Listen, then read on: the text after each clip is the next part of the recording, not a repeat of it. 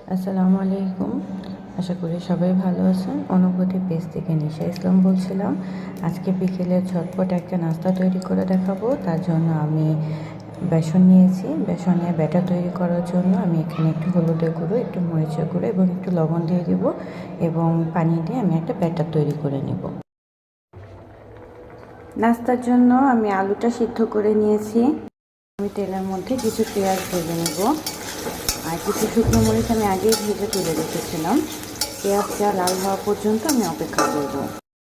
আমি আলুটা সিদ্ধ করে ম্যাশ করে নিয়েছি এবং পেঁয়াজ বেরেস্তা শুকনো মরিচ ভেজে নিয়েছি। এটার সাথে ধনেপাতা ও কাঁচামরিচ। এখন আমি ব্যাটারটা তৈরি করেছিলাম আর ব্যাটারে কী কী দিয়েছি সেটা আমি আগেই বলে দিয়েছিলাম কী কী দিয়েছিলাম এবং যে আলুর ম্যাশটা করেছিলাম আলুর ম্যাশটা দিয়ে আমি আলুর চপের জন্য এরকম করে করে ছোট ছোট বল করে নিয়েছি। একটা করে ব্যাটারে আলুগুলো দিয়ে দিব এবং ব্যাটারটা পুরো কোট করে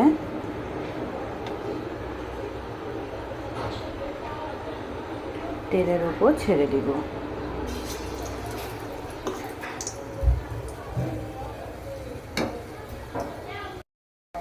আমি ডোবা তেলে আলুর চপগুলো ভেজে নেব। দেখুন ভিউয়ার্স, রেডি হয়ে গেল আমার বিকেলের ঝটপট নাস্তা। সবাই বাসায় ট্রাই করবেন এবং আমাকে কমেন্ট বক্সে জানাবেন কেমন হয়েছে। আজকে এ পর্যন্তই। ভালো থাকবেন, সুস্থ থাকবেন। আল্লাহ হাফেজ, টাটা।